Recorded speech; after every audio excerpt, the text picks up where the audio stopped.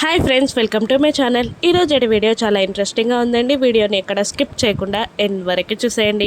JMR తన PA పైన fire అవుతూ ఉంటారు. ఎందుకు నేను వచ్చే విషయం ఎవరికి తెలియజేయొద్దు అంటే ఇలా న్యూస్ పేపర్స్లో మారు మోగేలా చేశారు. అసలు సొంత దేశంలోనే నాకు స్వతంత్రం లేకుండా చేశారు చీ అని ఈసడించుకుంటూ ఉండగా మాకు అసలు ఎలా లీక్ అయిందో కూడా తెలీదు సార్ అని భయపడుతూ చెప్తూ ఉంటాడు ఆ పిఏ. ఇక సరే అంటూ ఇక ఒక చోట జేఎంఆర్ తన కార్లు అన్నింటినీ ఆపేస్తాడు. ఇక సడన్గా కార్ దిగిపోతాడు జేఎంఆర్. ఏంటి సార్ ఇక్కడ దిగారు అని అంటూ బాడీ గార్డ్స్, మేనేజర్ అందరూ జేఎంఆర్ చుట్టూ చేరడంతో ఇక నేను ఇక్కడే దిగిపోతాను, మీరందరూ వెళ్ళిపోండి అని జేఎంఆర్ అంటూ ఉంటాడు. అది కాదు సార్ అని ఆ మేనేజర్ అనబోతూ ఉండగా తెలిసినూరే కదయ్యా, నాకేం పర్లేదు, మీరు వెళ్ళండి అని చెప్తూ జేఎంఆర్ ఇక వాళ్ళందరినీ వెళ్ళిపోమనేసరికి వాళ్ళందరూ వెళ్ళిపోతారు. ఇక అలా ఆ రోడ్డుపై వస్తున్న ఆటోని జేఎంఆర్ ఆపుతాడు. ఇక శివాలయంకి వెళ్ళాలయ్యా అని ఆటో డ్రైవర్కి చెప్తూ ఉండగా ఇక ఆటో డ్రైవర్ ఆల్రెడీ ప్యాసింజర్ ఉన్నారు సార్ అని అంటూ ఉంటాడు. ఇక ఎవరా అని జేఎంఆర్ వెనకాలకి చూసేసరికి లక్ష్మి కనబడుతుంది. లక్ష్మిని చూసి జేఎంఆర్ షాక్ అవుతూ ఉంటాడు. ఇక లక్ష్మి ఇలా అంటూ ఉంటుంది, మనం వెళ్ళేది అదే రూట్లో కదన్నా, ఏం పర్లేదు ఎక్కనివ్వండి అంటూ రండి సార్ కూర్చోండి అంటూ పక్కకు జరుగుతుంది. ఇక రండి సార్ అని అంటున్న లక్ష్మి మాటని జేఎంఆర్ పట్టించుకోకుండా షాక్లో ఉండిపోతాడు. సార్ మిమ్మల్ని రండి కూర్చోండి అని మళ్ళీ లక్ష్మి అనేసరికి ఇక జేఎంఆర్ తేరుకొని ఆటోలో ఎక్కి కూర్చుంటాడు. ఇక లక్ష్మిని చూస్తూ ఉండిపోతాడు. ఇంకా మళ్ళీ జేఎంఆర్ ఈరోజు నా కూతురు పుట్టినరోజమ్మ, అందుకే టెంపుల్లో అర్చన చేపించడానికి వెళ్తున్నాను అని అంటుండగా అవునా అంటూ నవ్వుతూ ఉంటుంది లక్ష్మి. ఇక జేఎంఆర్ తన పాకెట్లో నుండి తన పర్స్ని తీసుకొని తన కూతురు సంయుక్త ఫోటోని లక్ష్మిని పోల్చి చూస్తూ ఉంటాడు. ఒక్కసారిగా జేఎంఆర్కి తన గతం అంతా గుర్తొస్తూ ఉంటుంది. తన కూతురు పేరు సంయుక్త. సంయుక్తకి ఒక యాక్సిడెంట్ అయి కోమాలోకి వెళ్ళిపోతుంది. అదంతా జేఎంఆర్కి గుర్తొస్తూ ఉంటుంది. ఇక మళ్ళీ లక్ష్మిని చూస్తూ ఉండిపోతాడు. ఇక శివాలయం దగ్గరికి రాగానే ఇద్దరు ఆటో దిగుతారు. ఇక జేఎంఆర్ డబ్బులు ఇవ్వబోతుండగా ఇక లక్ష్మి వద్దు సార్, నేనే ఇస్తాను, ముందు నుండి ఆటోలో ఉంది నేనే కాబట్టి నేనే డబ్బులు ఇవ్వడం కరెక్ట్ పని అని అంటూ లక్ష్మియే డబ్బులు ఇస్తుంది. ఇక లక్ష్మిని అలా చూస్తూ ఉండిపోతాడు జేఎంఆర్. ఇక వాళ్ళిద్దరూ కలిసి గుళ్ళోకి వెళ్తారు. ఎవరి పేరు మీద అర్చన చేయమంటారమ్మా అని పంతులు అడిగేసరికి ఈరోజు ఆ సార్ కూతురు బర్త్డే అంట, ముందుగా ఆవిడ పేరు మీద అర్చన చేపించండి అనగానే కూతురు పేరేంటి అని అడుగుతుంటాడు పూజారి. సంయుక్త, కానీ తనకి కొన్ని రోజుల క్రితం యాక్సిడెంట్ అయి కోమాలోకి వెళ్ళిపోయింది, తను ఎప్పుడు కోమా నుండి బయటపడుతుందా అని ఎదురు చూస్తున్నాను అని జేఎంఆర్ అనేస్తాడు. దాంతో లక్ష్మి పాపంగా చూస్తూ ఉంటుంది జేఎంఆర్ని. ఇక ఆ సంయుక్త పేరు మీద అర్చన చేపించి హారతి తీసుకొస్తారు. ఇక లక్ష్మి హారతిని కళ్ళకద్దుకుంటుంది. మరోవైపు మిత్ర, అర్జున్ కూడా జేఎంఆర్ ఇంటికి చేరతారు. ఇక అక్కడ ఒకరికొకరు ఎదురుపడతారు. ఆ మేనేజర్ కూడా ఇలా అంటుంటాడు, అర్జున్ తప్ప మీకు పోటీగా ఇక్కడ ఎవరు రాలేరు సార్ అని అంటుండగా ఇక అర్జున్ అక్కడికి వస్తాడు. ఏంటి నువ్వు కూడా ఈ ప్రాజెక్ట్ కోసం వచ్చావా అని అంటుండగా ఆల్వేస్ నేను ముందే ఉంటాను అని అంటుంటాడు. అయినా ఈ ప్రాజెక్ట్ నేనే చేజిక్కించుకుంటాను అని అర్జున్ అంటూ ఉండగా ఇక అది నీ వల్ల కాదు, ఈసారి ప్రాజెక్ట్ నాదే అని మిత్ర అంటుంటాడు. ఏంటి ఒక్కసారి నా చేతిలో ఓడిపోయిన విషయం నీకు గుర్తులేదా అని అర్జున్ అంటుండగా ఇక మిత్ర అది నీ గెలుపని నీ ఖాతాలో వేసుకోవాలని నీకెలా అనిపిస్తుంది అని అంటుండగా అందుకనే నువ్వు ఇటువంటి మాటలకి ఛాన్స్ ఇవ్వకుండా ఈసారి బరిలోకి స్వయంగా నేనే దిగుతున్నాను అని అర్జున్ అనేస్తాడు.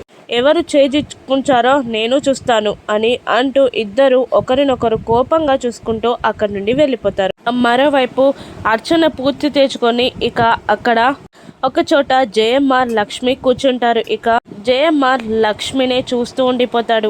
మీరేం బాధపడకండి, ఏదో ఒకప్పుడు మీ కూతురు ఖచ్చితంగా కోమా నుండి బయటికి వస్తుంది అని అంటుండగా జేఎంఆర్ నేను అదే తలుచుకుంటూ బాధపడని రోజు లేదమ్మా.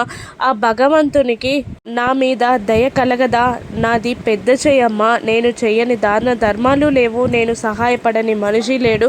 అన్ని దాన ధర్మాలు చేశాక కూడా నా మీద దేవునికి ఎందుకు చిన్న చూపు కలిగిందో, నా దాన ధర్మాలని గుర్తించలేకపోయాడో నాకు అర్థం కావట్లేదు అని బాధపడుతూ ఉండగా, ఏం కాదండి, ఖచ్చితంగా మీకు మంచి రోజులు వస్తాయి అని అంటూ ఉంటుంది లక్ష్మి. ఇక అవునమ్మా, నాకు నమ్మకంగా ఉంది. ఈరోజు నిన్ను కలిశాక, నీతో పరిచయం ఏర్పడ్డాక ఈ పరిచయం నాకు మంచి చేస్తుందనే నాకు అనిపిస్తుందమ్మా అని అంటూ ఉంటాడు జయమార్. ఇంకా లక్ష్మి ఎదుటి వాళ్ళు బాధలో ఉంటే 4 మంచి మాటలు మాట్లాడడం కూడా సహాయం చేయడమేనా, అది నా అదృష్టం అని అంటుంటుంది లక్ష్మి. ఇక అవును, నేను ఒకటి చెప్పాలి అనుకున్నాను. ఈ గుడి చుట్టూ 11 ప్రదక్షిణలు చేసి మొక్కుకుంటే అది ఖచ్చితంగా నెరవేరుతుందంట అనగానే, సరే అమ్మా, నేను ఇప్పుడే చేస్తాను అని జయమ్మార్ గారు ప్రదక్షిణాలు చేయడానికి లేవబోతుండగా, మీరు పెద్దవాళ్ళండి, మీ తరపున నేను ప్రదక్షిణాలు చేస్తాను అని అంటూ లక్ష్మి జయమ్మార్ కూతురు కోమా నుండి రావాలి అంటూ దండం పెట్టుకొని ప్రదక్షిణలు చేస్తూ ఉంటుంది. ఇక అలా ప్రదక్షిణలు చేస్తున్న లక్ష్మిని చూస్తూ జయమ్మార్ హఠాత్తుగా గుండె నొప్పితో కింద పడిపోతాడు. అమ్మా అని అరుస్తూ పడిపోతాడు. ఇక అక్కడున్న పూజారి, అయ్యో అలా పడిపోయారంటీ అని దగ్గరికి వస్తాడు. ఇక లక్ష్మి కూడా అది చూసి పరుగున అక్కడికి వస్తుంది. ఏమైంది అని అడుగుతూ ఉండగా, గుండె నొప్పితో పడిపోయినట్టున్నారమ్మా అని అంటూ హాస్పిటల్కి తీసుకెళ్ళాలి తొందరగా అని అంటూ ఉంటారు పూజారి. అంత టైం లేదండి అని అంటూ గుండెపై లక్ష్మి 2 చేతులు పెట్టి జయమ్మార్కి ఊపిరి అందివ్వడానికి సిపిఆర్ చేస్తూ ఉంటుంది. ఇక అలా చేసిన 3-4 నిమిషాలకే ఇక జయమ్మార్ గారు కళ్ళు తెరుస్తారు. ఇక వాటర్ తాగిస్తుంది లక్ష్మి. ఇక ఇప్పుడు ఎలా ఉంది అని అడుగుతుండగా, పర్లేదమ్మా, బాగానే ఉంది అని జయమ్మార్ అంటూ ఉంటారు. ఇక నువ్వు చాలా గ్రేట్ అమ్మా, నువ్వు హాస్పిటల్ అంటూ పరిగెత్తకుండా సిపిఆర్ చేస్తేనే ఈయన బ్రతికారు, లేదంటే ఈయన ప్రమాదంలో పడేవారు అని అంటూ పంతులు గారు మళ్ళీ జయమ్మార్తో, మిమ్మల్ని కాపాడింది ఈవిడే, సిపిఆర్ చేసి మిమ్మల్ని కాపాడింది అని లక్ష్మిని చూపిస్తూ ఉంటాడు. ఇక మళ్ళీ జయమ్మార్ లక్ష్మి చేతులను పట్టుకొని, నేను చెప్పలేదా నీ పరిచయం నాకు మంచి చేస్తుందని?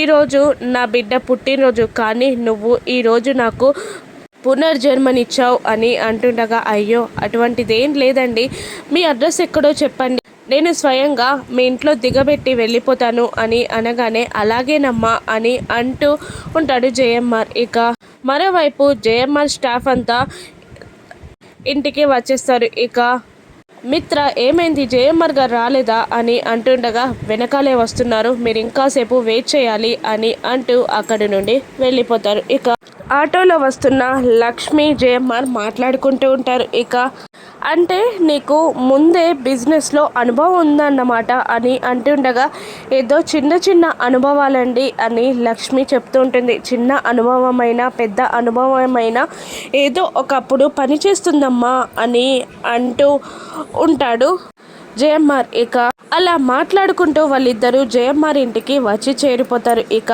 అక్కడ లక్ష్మి మిత్రాని అర్జున్ని చూసేస్తుంది.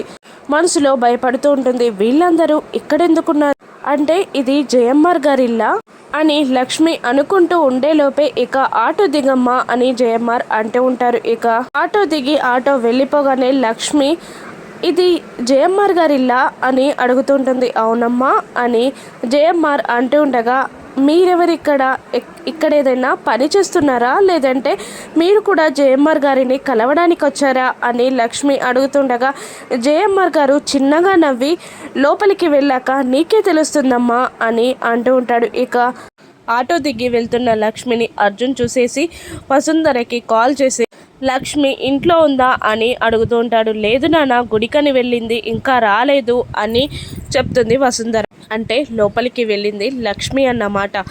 లక్ష్మికి జయమ్మార్కి సంబంధం ఏంటి అని అర్జున్ అనుకుంటూ ఉంటాడు. ఇక అలా లక్ష్మిని తీసుకొని ఇంట్లోకి వెళ్ళగానే లక్ష్మి ఆ గోడపై ఉన్న జయమ్మార్ సంయుక్తల ఫోటోని చూసి షాక్ అవుతూ ఉంటుంది. ఇక ఆ ముసలి వ్యక్తి జయమ్మార్ అని తన కూతురు సంయుక్త తనలాగే ఉందని లక్ష్మి ఆశ్చర్యపోతూ ఉంటుంది. ఇక జేఎంఆర్ లక్ష్మికి ఏదైనా జాబ్ ఇవ్వనున్నారా, తన కంపెనీని లక్ష్మి చేతిలో పెట్టనున్నారా, ఇక లక్ష్మి ఏం చేయనుందో రానున్న ఎపిసోడ్స్లో చూద్దాం. Thank you for watching.